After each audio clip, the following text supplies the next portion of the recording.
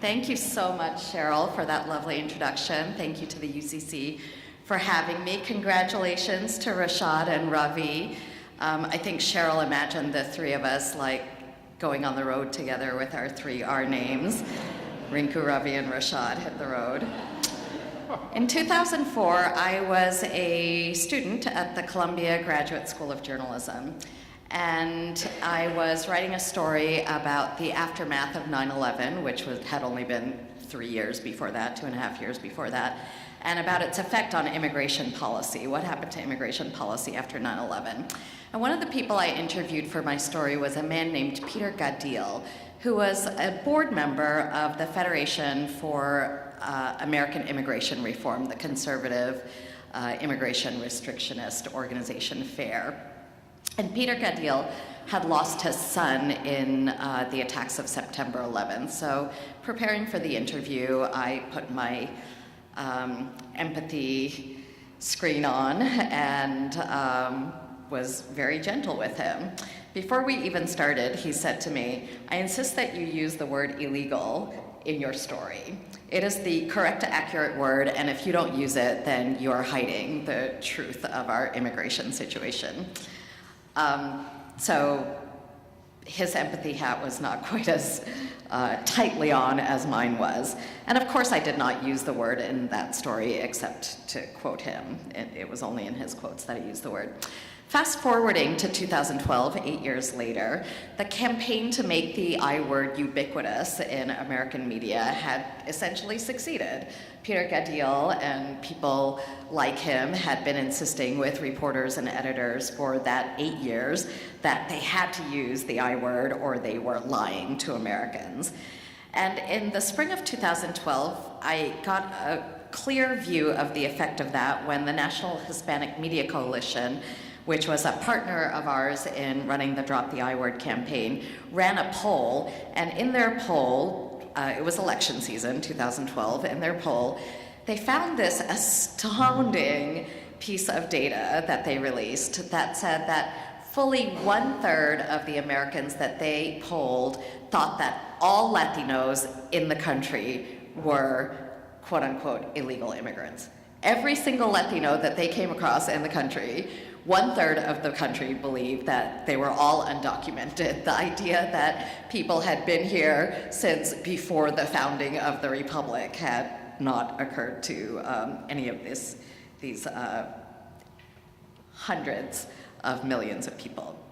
By then, by 2012, we had been pushing back for a couple of years with the Drop the I Word campaign, trying to get the Associated Press to take it out of their style guide. It would be another year before they did it. And do you know who texted me to say that they had done it? It was Rashad Robinson, who was on our board at the time and was my source of the AP making this enormous change.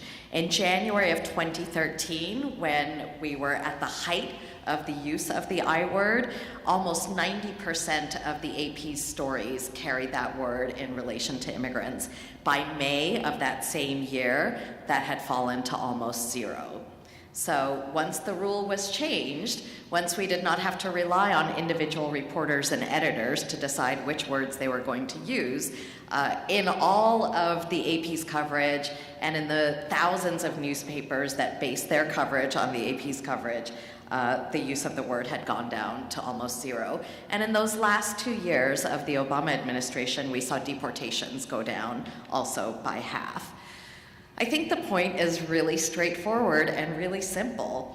The way the press characterizes people determines the way the society deals with them, whether you get to live free or end up in a cage, whether you get to eat your fill or end up starving. Media coverage shapes public opinion, which then becomes the source of polling data, which then becomes the source of political action, and which feeds elections and policy debates. When I first wrote that sentence, I wrote, media coverage informs public opinion, but because information is so often not actually at the center of that shaping, I couldn't use the word inform. And what is at stake now, Rashad did a beautiful job of laying out. We have a president who wants nothing but an adoring media that will feed his narcissism. There are constant attacks coming out of the White House on the press. Donald Trump, in the first 6 months of his, I was going to say his reign, because we're just about there. In the first 6 months of his presidency, he tweeted the words fake news 73 times. That's an average of every other day in the first 6 months of being president.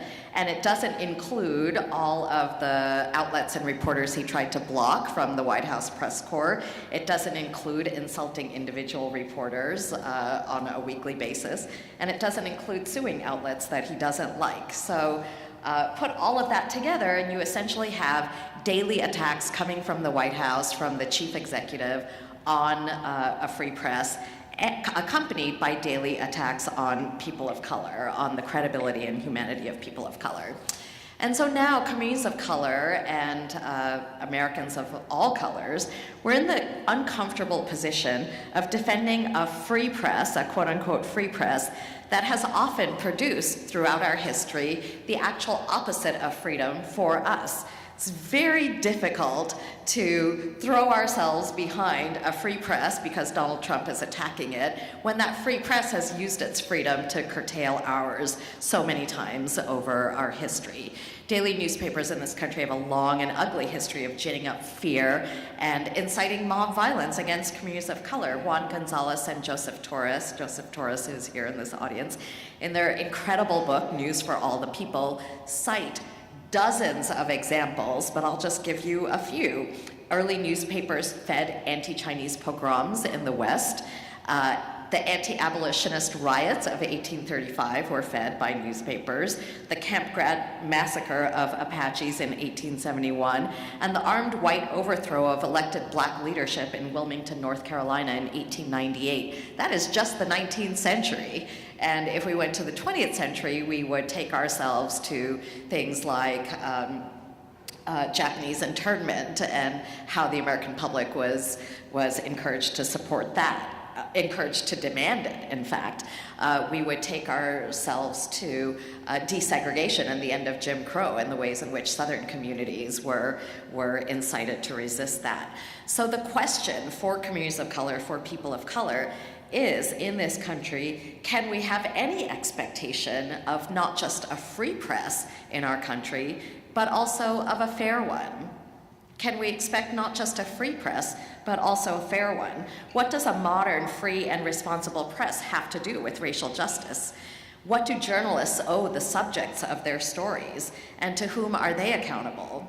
What should communities demand from their press? It's been established, I think, for a long time that objectivity is not the standard for us to demand. It isn't the standard because objectivity assumes somehow that reporters, journalists, unlike other human beings, are capable of identifying their own internal biases and dealing with them in the course of reporting and publishing a story. We have found that, of course, not to be the case. Objectivity is impossible precisely because it is subjectively defined. It is defined by whoever owns the printing press or the radio airwaves or the internet at the time. What is objective? And so objectivity being mitigated as it is by blind spots and by strategically hidden biases, that cannot be our standard. And if that is not our standard, then what are the set of standards that we should demand the American press be loyal to? There are three themes that I've thought of that we should be thinking about a lot. The first, of course, is to hold the press accountable to doing no racial harm. Doing no racial harm. It's a fairly low standard, but I think a good one. The second is that we have to pay attention to technology because every wave of technology changes our media situation and provides new opportunities for injustice, but also for justice. And the third is to support local and independent journalism. So doing no racial harm first. I would call this lesson something like don't be racist, but given that the majority of Americans think of racism as only individual, intentional, and overt acts, only if there is a noose hanging will we be able to name that racism exists. Given that that is the standard by which most Americans judge racism, and that is frankly too low a standard because so much racial harm can be done without individual, intentional, and overt action, that that can't be the way that we decide to do no racial harm. So the way we decide to do no racial harm is to demand that the press treat everyone with the respect that they deserve, that gets them accurate representation. All of us have the right to be represented truly, not by a stereotype, not by a set of assumptions. Chinua Achebe, the great writer, wrote on the risks of being a foreign correspondent. He said, "There is also the moral danger of indulging in sensationalism and dehumanizing the sufferer. This danger immediately raises the question of the character and attitude of the correspondent, because the same qualities of mind which in the past separated a Conrad from a Livingston, or a Gainsborough from the anonymous painter Francis Williams, they are still present and still active in the world today. Perhaps this difference can best be put in one phrase: the presence or absence of respect for the human person." Respect, though, goes deeper than simply getting the facts right. It really speaks to checking the assumptions that reporters and editors and journalists have when they are reporting on communities. When we check those assumptions, we might find that, in fact, they are just cultural tropes. They are just stereotypes that have lived in our society for hundreds of years, like the idea that illegal is the correct term, mostly because it has the word legal embedded in it. If we look at the coverage of different groups of color, we can see that the media coverage is shaped by these assumptions. Numerous studies of media coverage of Latinos have shown that 95% of stories about Latinos in this country have to do with immigration, and most of them with quote-unquote illegal immigration. Most of the stories about Black communities have to do with criminal justice. And even if they're stories about our struggle for change in these areas in immigration policy and criminal justice policy, still, Black people and Latinos, they do a lot of things other than migrate and struggle with the criminal justice system. They do the things that all Americans do, but they never get reported on. Asians and Native people are pretty much absent from the mainstream media, get no coverage whatsoever because they don't know how to cover us. It's easy for implicit bias to control our reporting and editing. Implicit bias is a set of associations we make in our brains so quickly that we are not even aware that we are making them. And they have a lot to do with us judging who belongs and who doesn't, who is in our group and who isn't, so that we could protect ourselves from strangers, the very opposite of the love of strangers and love of neighbors morality that this church holds true to. Implicit bias isn't a moral failing, it is a scientific fact. It does not mean that we are bad people. It means that our brains do things that we don't have control of all of the time. And the way that we deal with implicit bias and its effect on the news and its effect on communities of color is to focus on the impact that news outlets are having rather than the intention that they claim in doing their work. When we were doing Drop the I Word, outlet after outlet said, "Oh, but we don't intend to denigrate Latino people." And yet, if you Google images, Latinos, images, and illegal, the word illegal, all that comes up is images of Latino men. Low-income Latino men who struggle really hard to put our food on the table and to get our buildings up. But that is, the word illegal has become so synonymous with Latino men that that is the only set of images you will get from a Google search. We have to teach our people to consume news critically, because the more often you see a word used, the more you think that it is the proper word. Editors and readers alike would insist that the I word was the proper word, when in fact, once we started talking to lawyers, they said, "Oh, we never use that word because it's so imprecise. People can be out of status for dozens of reasons, and in the courts, we want to know what the reasons are, not what the stereotype is."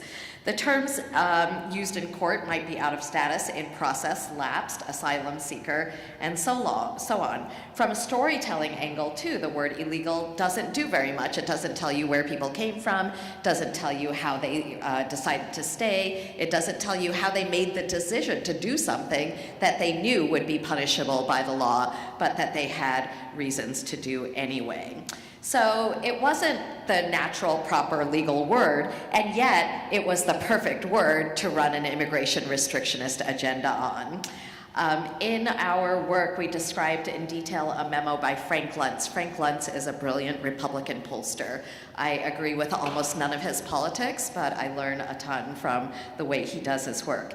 Frank Luntz was charged by the Republican Party with coming up with talking points and messages on immigration. And in 2004, 2005, in his memo, he says, actually, Americans don't care very much. They're not concerned about immigration. They have other worries, the economy being at the top of the list, terrorism being at the top of the list. And he said, but what Americans do is think of themselves as law and order people, law-abiding people. And so if you want to make a break in the way Americans feel about immigration, what you have to do is cast the whole thing in law and order terms. Use the word illegal immigrant as much as you can. Now, interestingly, Frank Luntz said, do not ever use the word illegals as a noun. He said, a noun, that's racist. Adjective, that's okay. And man, I am a grammar geek, and would that Americans knew the difference between adjectives and nouns. Then they'd stop, writing irregardless everywhere and putting commas after every third word just because that little swoop is so nice, looks like the Nike swoosh, So Frank Luntz said, don't ever use it as a noun, but of course in the mouths of everyday Americans, illegal immigrant quickly becomes illegal alien and quickly becomes just illegals. So instructing conservatives never to use the noun did not in fact work. And what we ended up with was tons and tons of coverage of undocumented immigrants, all as Latinos. There are 500,000 undocumented immigrants from Europe in this country. In my neighborhood in Rego Park, Queens, they tend to be Russians and Uzbeks and Ukrainians. And it's quite common for me to be in my neighborhood diner and to overhear a conversation next to me about who, in my Russian Uzbek community, who's got papers and who doesn't. Once I heard a man telling another man about his wife, but she had papers, it wasn't an immigration marriage. She was like, I fell in love, I think she loves me. Wasn't an immigration marriage, but everybody's white. One of the things that has changed so much in the 30 years I've been doing racial justice work is that we have entirely new groups of people of color in this country. Before 9/11, Arabs, South Asians, Middle Easterners often didn't think of themselves as people of color. And we have entirely new groups of white people as well. That is the power of a media. That's what can happen. So one of the things we have to do is make our outlets really deal with their racial impact, not just their racial intention. Second thing we have to do is pay attention to technology. In 10 years, we will no longer have iPhone neck because we will no longer have iPhones. We won't be like this all the time, giving our chiropractors business, because our devices will be in our glasses, they'll be on our watches, and the entire world will be our screen. I'll be able to look out at whatever I'm looking at, this audience, for example, press something on my watch, and pull up a Google fact, and it'll show up right here in front of me as though the air itself is a screen. So with that kind of technology coming, we have to think a lot about fake news. We have to get our media outlets to think about technology and prepare for it. Because you know the kind of thing that's going to be possible? Someone's going to be able to take a photo of Donald Trump and or a video and put literal words in his mouth. Put words in his mouth saying things like, I love black communities and I'm going to protect them for as long as I'm president. Nothing that we can believe, but all over the country then people will think that Donald Trump loves black people. Kanye West will have new presidents to talk about. So technology is going to cause changes in production and changes in consumption, and we have to be able to pressure not just media outlets to be prepared for those changes so that they're in fact not giving us fake news that somebody created on a bot in a computer in a studio somewhere, but giving us real news so that they can be not credulous, but actual actual purveyors of real news. If we don't do that, media consolidation is going to continue, and that consolidation is going to lead to all kinds of fake news going out into the world. We're going to have less actual news in general. We're going to have less news from reporters of color. We're going to have more fake news, and Americans are going to have less confidence in the media. If we let that happen, then what is at stake is nothing less than the dream of a multiracial, pluralistic democracy that Americans of color have long held for hundreds of years. One way to not let that happen is to support all of the local independent journalism that we can. That kind of local journalism is breaking stories all the time. It broke the Michael Brown story in Ferguson. A great outlet in Oakland, California broke the story about commercial sexual exploitation of teenage girls in West Oakland, teenage girls of color. We need to use that local, independent, new way of making media to train new generations of reporters. On the Color Line staff now, our entire editorial staff, the women who edit our site, the way they learned to be reporters is that when they were teenagers, when they were in high school, they did internships at their local daily newspaper. Now, such internships are not available. Even the jobs at local daily newspapers are not available. So without local independent media, we are not going to have next generations of well-trained reporters because there won't be anywhere for them to actually get trained. In doing the work on immigration and on the I word, one of the things that I came across was that conflict between the rule of one kind of law and the rule of another kind of law. We had the rule of political law that led so many news outlets to use the I word, but that came up against the rule of moral law. Moral law says we don't dehumanize people. It says we don't lump entire communities under a stereotype. It says that we don't lie about what people have done or are doing or what they contribute. Moral law is the law that the UCC, I believe, runs from. It is the law that has to drive our political laws. But moral laws and political laws often have to be negotiated. Our country has a long history of negotiating that gap between political law and moral law. And we haven't always landed on the side of moral law. Sometimes we have landed on the side of immoral political law. Because that history has been so testy, people love to hate journalists. I think people love to hate us as much as they love to hate politicians and lawyers, perhaps more. Thomas Jefferson said, "The man who reads nothing at all is better educated than the man who reads nothing but newspapers." Even Mahatma Gandhi, who supposedly loved everybody, said, "I believe in equality for everyone except reporters and photographers." But Jefferson and Gandhi were wrong. They were wrong. Journalism is worth defending and it's worth doing. At stake in modern journalism is the answer to Vincent Harding's seminal question and heartbreaking question, is America possible? If we have good, fair, and free media, then a multiracial, pluralistic democracy as America, that is possible. If we don't have it, it is not possible. At stake are the lives of actual human beings. Some people say that this multiracial, pluralistic democracy thing is just going to happen. We're going to be a diverse country, we're gonna meet each other, we're gonna fall in love, we're gonna date, we're gonna get married, we're gonna have all these babies that are all kind of vaguely multiracial with quote unquote exotic looking hair and skin and eyes, and everybody will love the multiracial babies.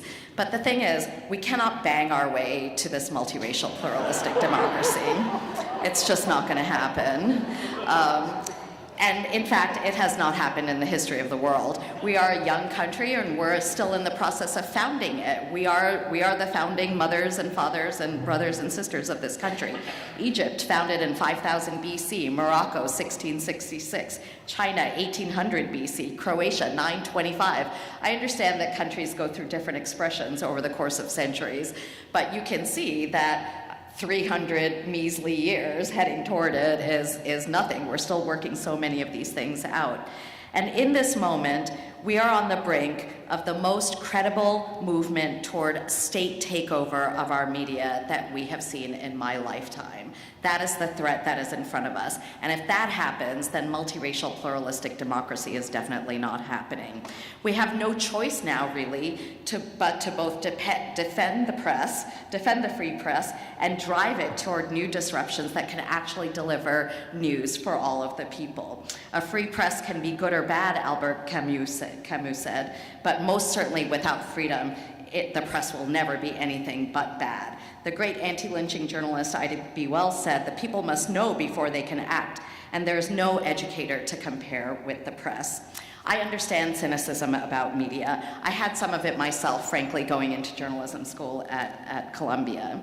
But once I was in journalism school, it turned out that I actually really loved the work. So much of it is like organizing, getting strangers to tell you intimate things about their lives because they trust that you're going to do right by them. I love the work, and I found that it changed me. I am less gullible now that I'm a journalist, but more open. I'm less knowing, but more questioning. I'm less about making my mark and more about actually experiencing the world around me. The Americans of so many different identities, the millions all invested in the yet-to-be-realized dream of a multiracial pluralistic democracy, whose populace finds in their press the means to understand each other. Grace Lee Boggs, who put in a cool 100 years on this earth making social change, wrote in an essay called "I Must Love the Questions Themselves." Even if the people of our respective communities or of our country are acting in ways that we believe are unworthy of human beings, we must still care enough for them so that their lives and ours, their questions and ours, become inseparable. I trust us, all of the people in this room, to love both the people and the questions enough to not only defend a free press corps, but to make it a free and fair press corps, to actually be that free and fair press corps. It won't be easy, but it is entirely possible. Everything is possible because we are here willing to make it so.